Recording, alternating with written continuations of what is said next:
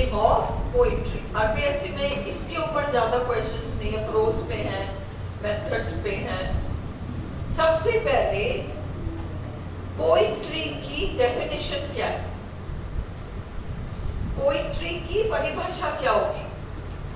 अ composition, एक ऐसी रचना written in metrical feet, जो कि लयबद्ध भाषा में लिखी जाती है, जिसको कि हम मीटर कहते हैं। मात्राओं की गिनती करके बंदिश में जो लिखी जाती है उसे मीटर कहते हैं। फॉलोइंग रिथमिकल लाइंस, जिसमें एक रिदम, एक लय होती है, या फिर और uh composition in verse rather than in prose, मतलब पद्य रचना ना कि गद्य रचना। What is poetry? पोइट्री किसे कहते हैं? It is a work, मतलब ये फीचर्स ऑफ पोइट्री है। It is a work of perfect art and beauty. इसमें परफेक्ट आर्ट है, कला है और सौंदर्य है। It offers wisdom and delight. इसमें सूझबूझ समझदारी वाली बातें होती हैं, है ना? कुछ पढ़ो तो कुछ सीखने को मिलता है। At the same time, delight, मन प्रसन्न हो जाता है।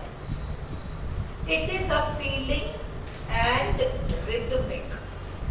अपील करता है, हमें सुनकर अच्छा लगता है, लय में तो चलता ही है, रिदमिक है। रॉबर्ट फ्रॉस्ट ने कहा था, poetry begins in wisdom and ends in delight. Robert Frost का बहुत फेमस कोटेशन है ये। रॉबर्ट फ्रॉस्ट कहते थे कि कविता शुरू होती है विजडम में और खत्म होती है डिलाइट में।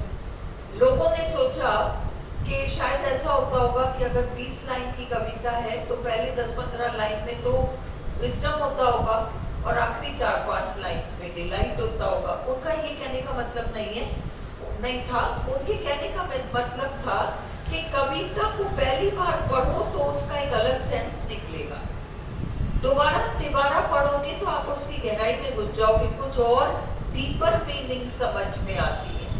ऐसे करते करते ना केवल कविता पढ़ना सुनना बहुत आनंददायक हो जाता है, परंतु हम उससे बहुत कुछ लाइफ के बारे में ही सीखते हैं। ये रॉबर्ट फ्रॉस्ट कहना चाहते थे। What is rhyme? राइम बंदिश है।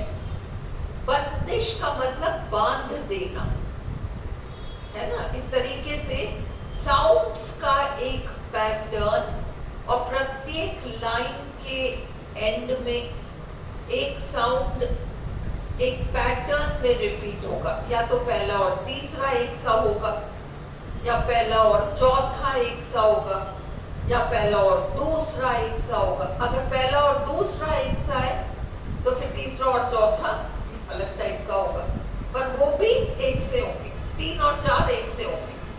अगर पहला और तीसरा एक सा है तो फिर दूसरा और चौथा एक सा होगा।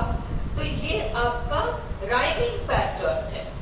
Rhyme is a pattern of sounds repeating themselves, और ये दोहराई जाती हैं at the end of 2 or more lines in a poem. किसी भी स्टैंजा में पोएम के पहला लाइन, तीसरा लाइन, दूसरा लाइन, चौथा लाइन, एंड जो साउंड है, लास्ट साउंड रिपीट होगा।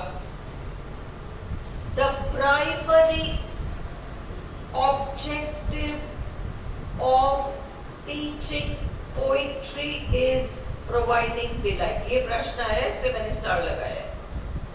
क्या है प्राइमरी ऑब्जेक्टिव? पोइट्री पढ़ाने का मुख्य उद्देश्य क्या है? तो वो है प्रोवाइडिंग डिलाइट, पढ़ने वाले को आनंद मिल सके। Poetry is a form of literature. Poetry उस तरह का साहित्य है in which the thoughts and feelings of the poet are expressed aesthetically.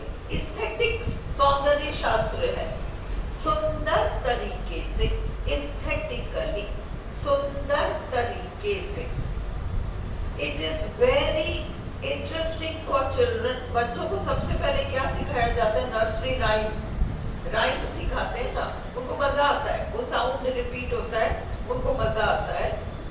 And develops in them, बच्चों में विकसित होता है a sense of appreciation towards life, nature and the universe. बच्चों के लिए जीवन नया है, सब कुछ नया है, वो उसको समझने की कोशिश करते हैं और उसको एप्रिशिएट करना सीखते हैं। अब पोइट्री के कैरेक्टरिस्टिक्स क्या है? क्या क्या होता है पोइट्री में? सबसे पहले वो एक इनपुट है भाषा को सीखने के लिए। चाहे पोइट्री चाहे प्रोज एक्चुअली लैंग्वेज को सिखाने के लिए यूज होते हैं। इट इज अ कॉम्बिनेशन, ये कॉम्बिनेशन होता है of the poets thoughts and imagination, कवि के विचारों की, कवि की कल्पनाओं की, उन सबको कंबाइन करके वो अपने मन की बात आप तक पहुंचाता है। It compels a child, child का यहाँ मतलब है स्टूडेंट, इससे विद्यार्थी मजबूर हो जाता है to think out of the box. इसको क्रिटिकल थिंकिंग कहते हैं। क्रिटिकल थिंकिंग का मतलब होता है वही लीक से हटकर सोचो, वही किसी भी पुरानी सोच नहीं, अलग हटकर सोचो। It improves the abilities of comprehension. Comprehension समझना, समझने की क्षमताएं बढ़ जाती हैं। The primary objective of teaching poetry, poetry सिखाने का मूल उद्देश्य इज टू प्रोवाइड डिलाइट, आनंद देना, सुनने वाले को मजा आ जाए। क्या है डिलाइट? प्लेजर, एंजॉयमेंट, ये सारी चीजें। Poetry develops aesthetic qualities, poetry से वो सौंदर्य को, सौंदर्य भी एक कला है ना? तो किस चीज को किसके साथ जोड़ो तो क्या अच्छा लगे, पोइट्री में ये सब होता है ना, इस वाले सेंस को इस वाले साउंड के साथ जोड़ो तो ऐसा लगेगा, ये सब सौंदर्य एस्थेटिक से रिलेटेड है। And promotes critical thinking. अब एस्थेटिक्स क्या है? Aesthetics is a part of philosophy, ये फिलॉसफी या दर्शन शास्त्र से जुड़ा हुआ है। That includes the beauty and art of nature. सबसे पहले तो इंसान को प्रकृति की प्रशंसा करना, प्रकृति को समझना, ये उसका पहला काम होता है, क्योंकि हम प्रकृति के ही अंश है। भाई वही हवा, वही अग्नि, वही जल, वही पृथ्वी, वही आकाश, यही तो नेचर है। और हम क्या है? यही तो है। तो इसलिए हमको अपना जो मूल संबंध है किससे है वो समझना पड़ता है। वो इसके लिए हम लाइफ में आते हैं, तो हम नेचर को एप्रिशिएट करना सीखते हैं। Anything which has beauty at its core, कोई भी चीज पर उसमें एक प्रकार का सौंदर्य हो तो हम उसे एस्थेटिक बता देंगे और वो एस्थेटिक्स से रिलेट हो जाएगा। ठीक है, तो मैं मैगजीन देख रही थी, मतलब घर का डेकोरेशन जो होता है ना, वो वाला मैगजीन था, फॉरेन मैगजीन थी। उसमें क्या किया था उन्होंने, बहुत आलीशान मकान है, आलीशान मकान है, सबसे महंगी चीजें, सबसे महंगा फर्नीचर, सबसे महंगा सब कुछ, दीवार पे भी महंगी पेंटिंग, सब कुछ है। और एक महंगा सा वाज है बड़ा सा, और उसमें अपन लोग जो दिवाली की सफाई करने के लिए तरह तरह के झाड़ू खरीदते हैं ना, वो सारे झाड़ुओं को उन्होंने उसमें इकट्ठा कर रखा है। अपन जाला हटाने वाला झाड़ू किसी के सामने रखेंगे ही नहीं, उसको छुपा के रखेंगे, उन्होंने उसको वाज में डाल रखा है। उसके साथ 2-3 और तरह तरह के जो अपन लोग यहाँ झाड़ू होते हैं, वो सारी सजा, और वो इतना सुंदर लग रहा था।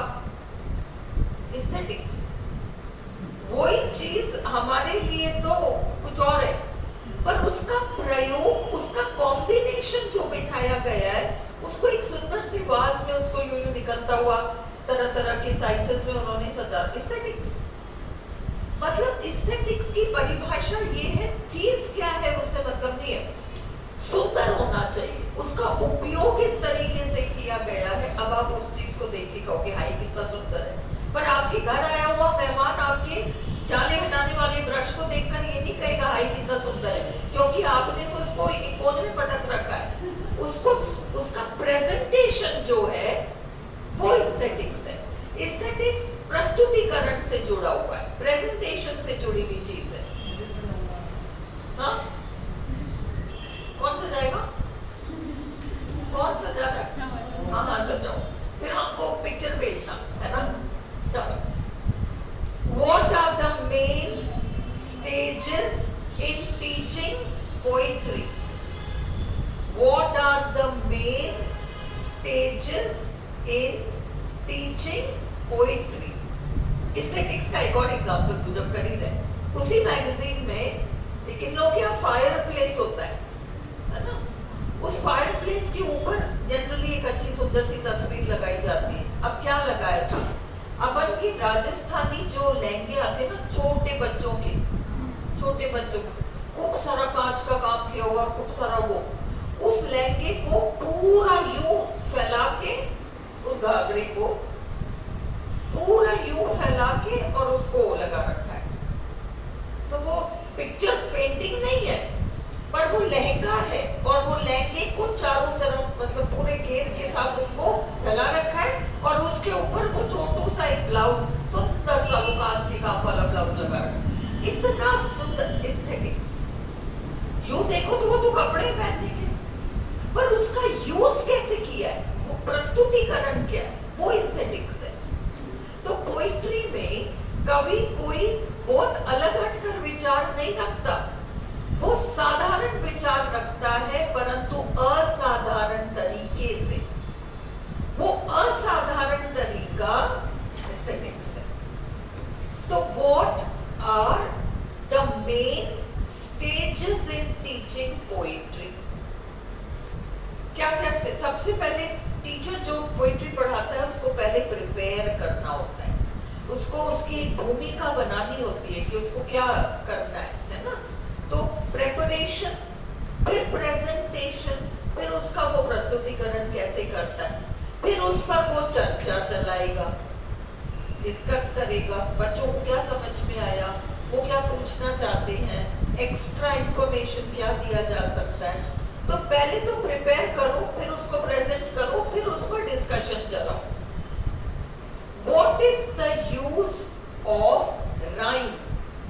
देखो, राइम सबसे पहले, अब अगर तुम लोग शेर व शायरी कभी सुनते हो तो वो जो शायर होता है वो पहली वाली लाइन को 7-8 तरीके से यो यो यो करके एक ही लाइन को गाएगा, और तुम आतुर हो जानने को कि अगला लाइन क्या है। तुम पहले से आतुर हो, जानना चाहते हो कि वो कैसे मैच करेगा। तो एक एक्साइटमेंट है राइम में। दूसरी बात, राइम्ड कुछ भी होता है वो याद जल्दी होता है। वो पॉइंट शायद मैंने मिस कर दिया होगा, तो तुम उसको लिख लो। मेमोराइजेशन में हेल्प करता है, it helps in memorisation, memorising. फिर it develops excitement and curiosity, जिज्ञासा तो बढ़ाती है। It trains the power to imitate and to imagine. हम नकल कर पाते हैं, सुनकर उसको रिपीट जल्दी से कर पाते हैं, हम कल्पना कर पाते हैं, क्योंकि कवि ने तो कल्पना करके लिखा है। It trains the ear to make out different sound patterns and rhythm. हम अलग अलग साउंड पैटर्न सीखते हैं, लयबद्ध भाषा सीखते हैं। It improves comprehension and vocabulary. Comprehension हमारा वर्ड बिल्डिंग, मीनिंग समझना कॉम्प्रिहेंशन है, वर्ड बिल्डिंग हमारा वोकैब्युलरी है, ये सब इम्प्रूव होता है। It gives a sense of having achieved something. आपने किसी कविता को समझ लिया तो आपको लगता है वाह, कुछ सीखा, कुछ समझा, उपलब्धि है। It aids correct speech, language development में तो ये हेल्प करता ही है। How should rhyme be taught? Rhyme हमेशा लाउडली, आपको you will have to read aloud. आप अलाउड रीड करोगे तब उसका मजा आएगा कि उसने पढ़ा और उसने समझा। आप उसको रीड करते हो तो वो मजा नहीं आता। उसने सुना, नॉट पढ़ा, उसने सुना और उसको मजा आया, नेक्स्ट लाइन जो उसको मैच करती हुई आई। तो राइम हमेशा loud recitation. Rhyme should be introduced slowly, क्योंकि स्टूडेंट्स उन साउंड से फेमिलियर नहीं है, इसलिए बहुत धीरे धीरे राइम पैटर्न्स को इंट्रोड्यूस करना चाहिए। Correct pronunciation should be drill. Drill का मतलब ये रिपीट करते रहो जब तक वो पकड़ में ना आए। Proper beats should be maintain. किसी को गाते हुए सुनते हैं हम, वो बेताला हो जाता है, मजा नहीं आता। तो वो बीट, लय में चलना चाहिए, मात्राएं सही पढ़नी चाहिए, ताल में होना चाहिए। How should the teacher prepare to teach poetry? तो the teacher should explain, वही 3 points जो है वही है। The teacher should explain the outline of the poem. तो वो prepare कर रहा है, background दे रहा है। The teacher should make the students familiar with the words and phrases. शब्दावली से परिचय कराए। तीसरा, the teacher should make sure that the students understand the ideas contained in the poem. कैसे करेगा? पूछेगा, डिस्कशन चलाएगा, तभी तो पता चलेगा। तो ये सारी चीजें होनी चाहिए। बंद कर दो वीडियो। अब आप करो